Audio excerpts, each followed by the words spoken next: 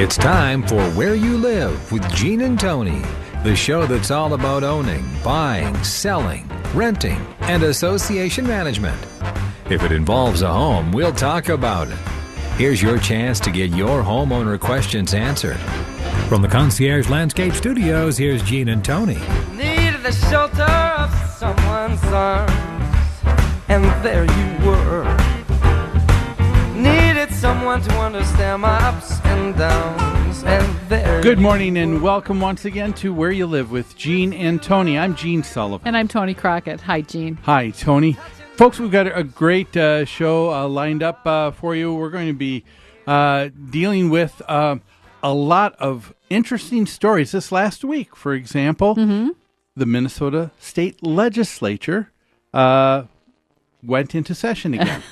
And oh, boy, we're going to have some high times in the old town now. And, you know, if you believe what I think it's attributed to Thomas Jefferson said, that the best government is that which governs least, then this might be a good year for the legislature because it's supposed to be a shorter session than last year. So perhaps they'll take that quote to heart. Yes, and I guess, you know, they're going to be worrying about re-election now this year, so they're saying that it's going to be a much more shorter session. They're not going to be dealing with a lot of bills like they did last session, but I'm sure there's going to be some that are going to be affecting us as homeowners or homeowners living in homeowner associations. Or renters. Or renters. Landlords. And in fact, we have a story about legislation that's already been introduced this week.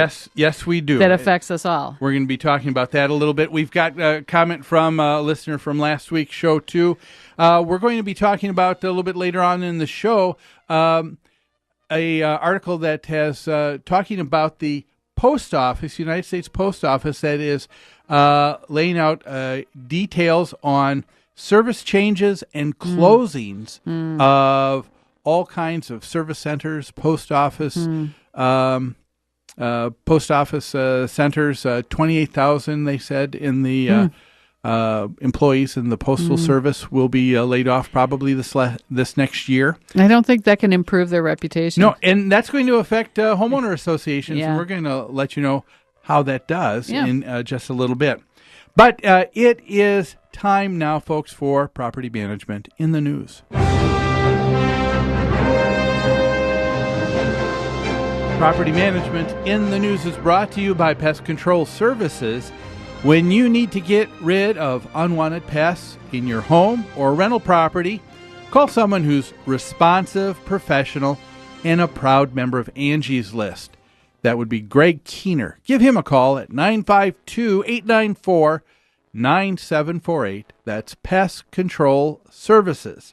Well, we're going to begin today's show with a tape, and this is from Channel 5 Eyewitness News in Charlotte, North Carolina. Eric?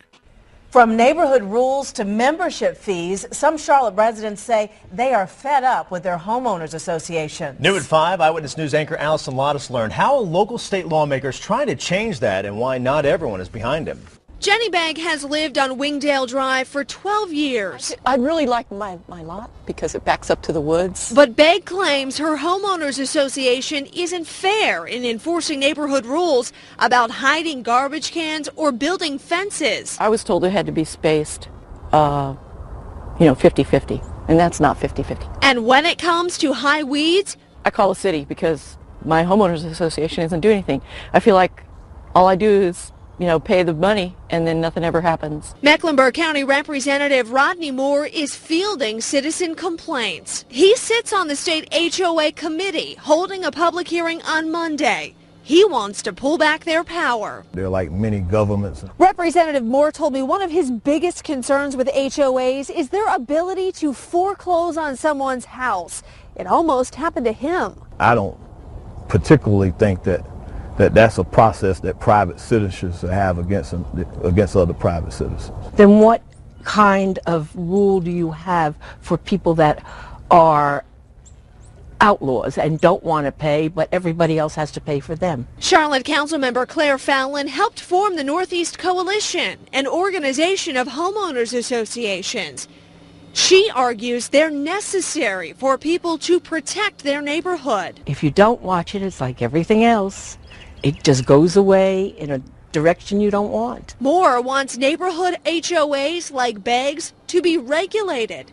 The bill he introduced is now being studied. In University City, Allison Lottis, Channel 9 Eyewitness News. Well, it certainly seems that legislatures all around our country are getting together, and one of the things that there are a few legislators all cropping up and stating, and that is HOAs are getting out of hand, and they are do-nothing organizations. Well, in this article, as you pointed out, when we were talking about it earlier, the two they contradict each other. The owner in the homeowners association is fed up because the association doesn't do anything for her. Yeah, she says, I feel like I'm paying money all the time. And they don't do anything. And nothing ever gets done. So that doesn't sound like someone that's $6 over... a week, and what do I get? Heartache! Nothing but heartache! Sounds like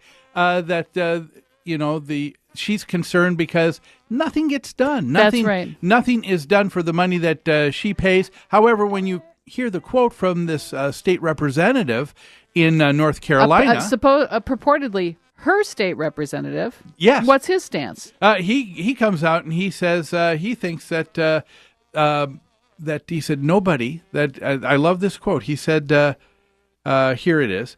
I don't think private citizens should be able to do that against one another. Let me try that again. I don't think private citizens should be able to do that against other private citizens. And he's talking specifically about HOAs who can foreclose. So he's actually complaining because HOAs do too much. She's saying they don't do enough. He represents her, but he's upset because they do too much. And he says, or he was quoted, that a foreclosure almost happened to him in his HOA. Now, what does that tell us? Isn't that interesting? Yes. Yeah. I mean, here's someone I think that is putting forth some legislation, not because of some great cry throughout the state, but because he said something almost happened to me, and I want to have that stop. It's a personal vendetta. Yeah. He almost got foreclosed upon. We don't know why, but I'll tell you what, homeowners associations don't just step in and foreclose on people. They don't want to own that property. Yeah. They do it because someone hasn't paid their assessments or someone has violated some other kind of rules in the covenants, Declaration of Covenants and Restrictions. It doesn't just happen in a void. So he's PO'd. His HOA nearly foreclosed on him. So he is going to pass legislation that doesn't allow them to foreclose, in spite of the fact that his constituents seem to want HOAs to do more. Yes. Not less. Exactly. The opening gambit of this piece from Channel 5 Eyewitness News in Charlotte, North Carolina, was someone who said they're not doing anything. That's right. In her estimation. That's right. So this isn't an all-powerful HOA that needs to be reined back. Of course, we don't have any kind of details of what it is that Representative Moore thinks ought to be put in place to keep these far-reaching HOAs from being able to do. Yeah, we don't know things. what House Bill 183 is. We haven't looked at that yet. But, we're hearing this kind of thing all over the place. And often we're suspicious that the state legislator that's introducing this kind of bill has got some kind of bone to pick with their own HOA. Yeah. Or they have a relative or a neighbor or one person has called to say they're unhappy. You know what I find interesting is that you have the positioning of someone like Representative Moore here in North Carolina, who said, I don't think private citizens should have that kind of power. And it just made me think and just thought, well, I had a few questions for Representative Moore if we had him on the phone. Number one, I would ask that, aren't you, Mr. Moore, and all the other legislators that serve in the fine state where you live, aren't you private citizens? Well, but they're elected elected to a public office. But if they're a private, but all that means is that they've been elected. Are not board members elected? Yes, they are. From the members of their community? Yes, they are. So I don't see any difference at all with private citizen argument here that he's talking about. Everybody's a private citizen, and everybody has a right to the democratic process. And they have the responsibility to obey rules and regulations and contracts that they agreed to. I think it's interesting. He thinks that they shouldn't have these kinds of powers. He thinks they do too much in foreclosure, and yet he doesn't seem to have any answers about what HOAs are supposed to do when they can't collect their fees, when they can't control what members are doing to the property. Sometimes I think, unfortunately, what we see, and what we're probably going to see even this year with the legislative session here in Minnesota too, is that there are some of our legislators who are going to get a little bit of information from one person that may not necessarily be a balanced view.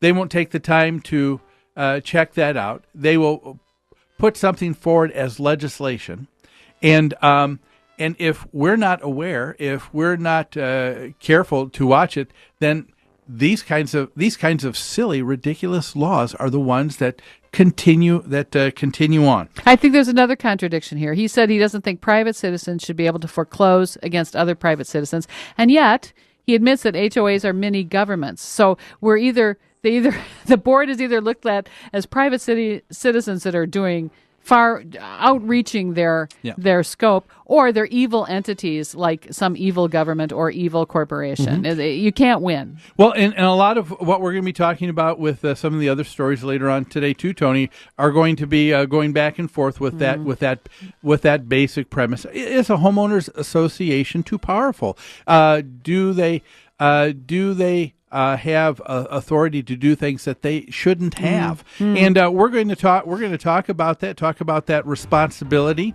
but we need to take a break right now. Folks, you're listening to Where You Live with Gene and Tony. Don't go away. We'll be back after these messages.